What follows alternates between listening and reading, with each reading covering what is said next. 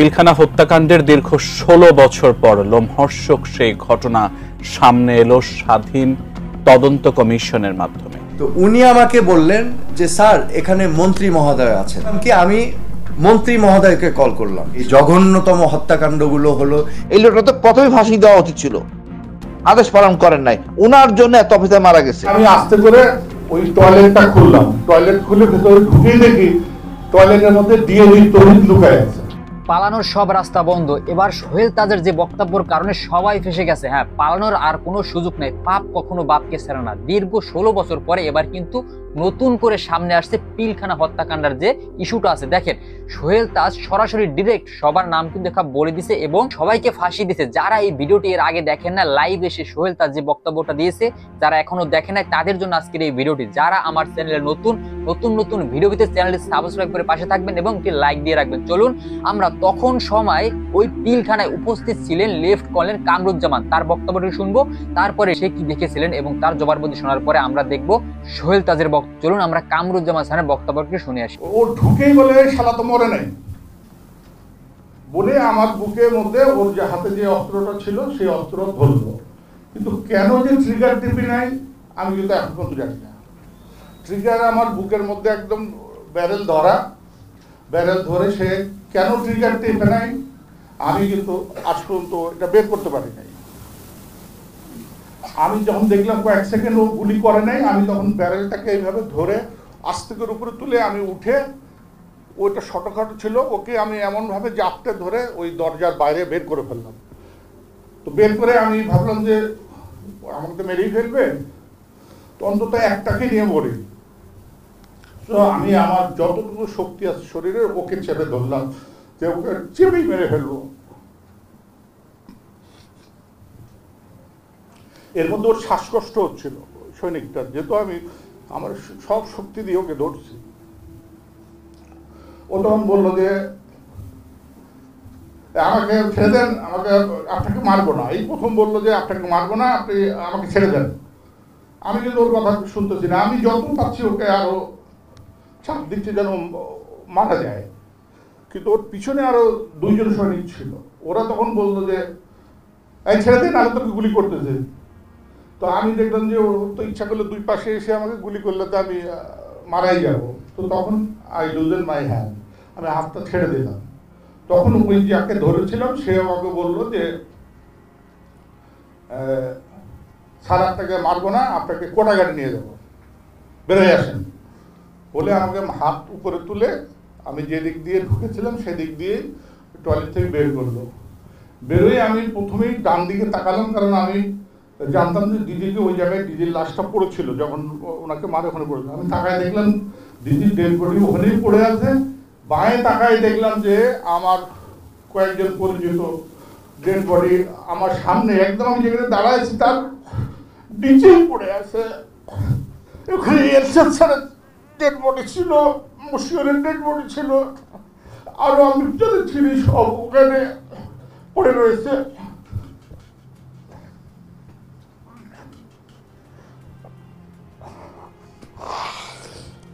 I'm extremely sorry.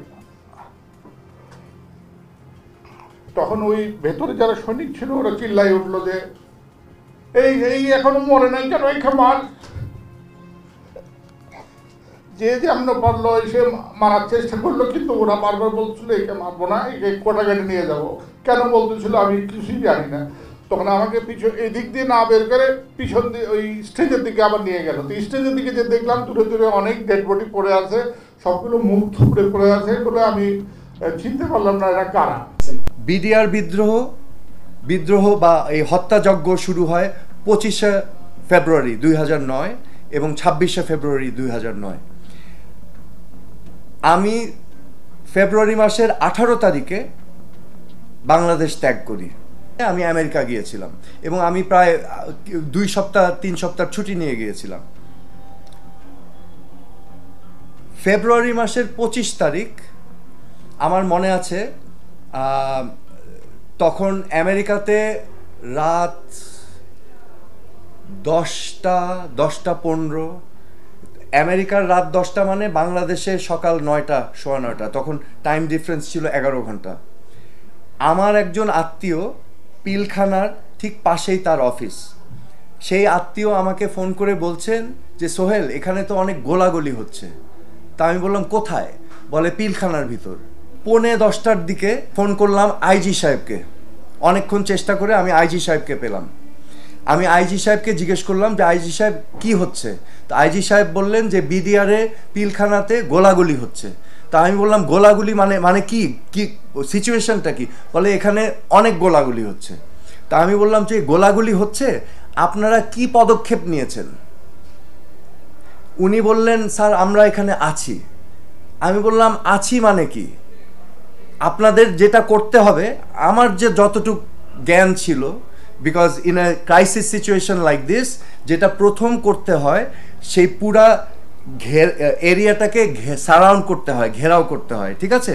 ঘেরাও করে দিলে কি হয়, যারা ভিতরে আছে, যারা কোনো অঘটন ঘটাতে যাচ্ছে, তারা কিন্তু সতর্ক হয়ে যায় যে আমাদের পালাবার কোনো পথ নেই।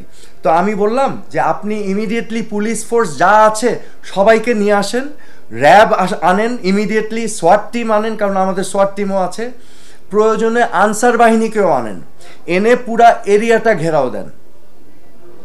তো উনি আমাকে বললেন যে স্যার এখানে মন্ত্রী মহোদয় আছেন। সো উইচ মিনস যে আমি যেই কথাগুলো বলছি উনি সেটা ফলো করতে পারছেন না, কারণ ওখানে সিনিয়র আছেন। তো আমি তখন করলাম কি, আমি মন্ত্রী মহোদয়কে কল করলাম, সাহারা খাতুন। আমি ওনাকে একই জিনিস বললাম। উনি আমাকে বললেন যে এটা প্রধানমন্ত্রী দেখছেন, আমার তো কোনো কিছু করার থাকছে না। আমি প্রধানমন্ত্রীকে কল করলাম, প্রধানমন্ত্রীকে আমি বললাম একই কথা, যে আমাদের কিন্তু ইমিডিয়েট এরিয়াটা সারাউন্ড করতে হবে এবং আর্মিকে কল করতে হবে মুভ ইন করার জন্য, মুভ ইন অপারেশন করতে হবে।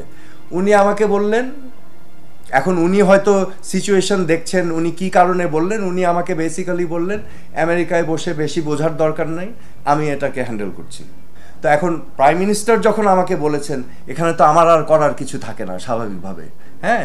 সো আমিও দর্শকের মতো শুনলাম, দেখলাম কি হলো, এই জঘন্যতম হত্যাকাণ্ডগুলো হলো, নিকৃষ্ট ঘটনাটা ঘটলো আর্মি অফিসারদের উপর, বর্বরচিত ঘটনাগুলো। বড় অংশ অফিসারকে বিজিবিতে পাঠানো হয়েছে।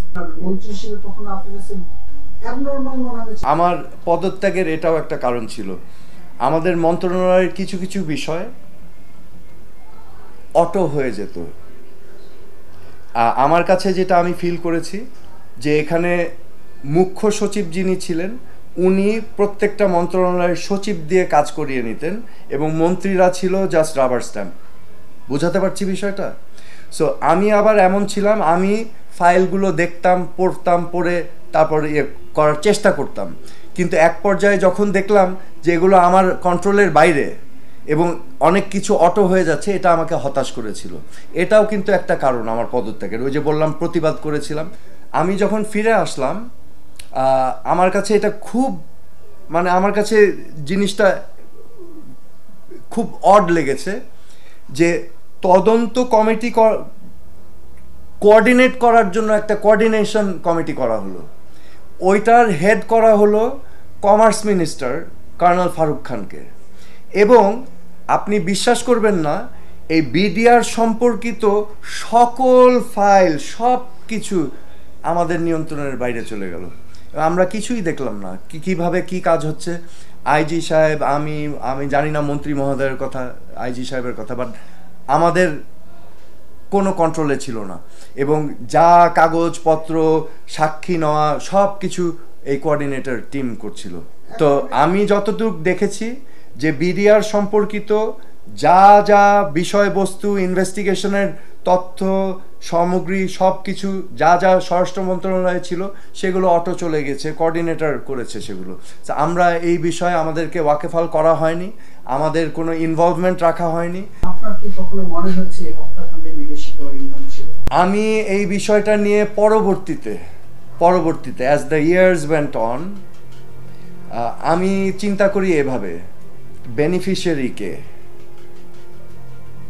এবং ইনভেস্টিগেশন যে এই যে একটু কেমন লাগছে গরমিল, এই ইনভেস্টিগেশন ডাইভার্ট করার কোনো কি চেষ্টা ছিল কিনা, সো এখন এটা যদি প্রতীয়মান হয় তাহলে আমাদের ফোকাসটা আনতে হবে ইনভেস্টিগেশন ডাইভার্ট কারা করেছিল, কেন করেছিল এবং বেনিফিশিয়ারিকে, এগুলো মিলালে কিন্তু একটা চিত্র আসে। পিলখানা হত্যাকাণ্ডে সেনাবাহিনীর যে দায়, এখানে সেনাবাহিনীর কিছু কর্মকর্তা সরাসরি পরিকল্পনার সাথে সম্পৃক্ত ছিল। তাদের কজন সেই পিডিআর এর মতোই শুধুমাত্র একটা জিম্মি নাটক হবে, আর কজন সরাসরি এই অফিসারকে হত্যা করা হবে সেটা আমরা জানি না। সেটা কমিশনের যে রিপোর্ট, সেই রিপোর্টেও সেটা ওইভাবে জানা সম্ভব না, সেটা প্রকাশ করে সেখানে বলাও হয়নি।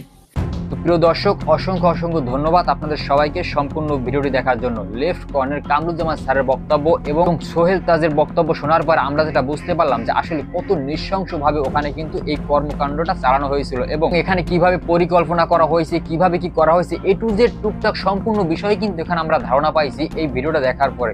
তো যারা আমার চ্যানেলে নতুন, অবশ্যই চ্যানেলটি সাবস্ক্রাইব করে পাশে থাকবেন যাতে এরপরে নতুন যে ভিডিওটা আসে ভিডিওটা সবার আগে আপনার সামনে যায়। তো সবাই ভালো থাকবেন, সুস্থ থাকবেন, ধন্যবাদ সবাইকে।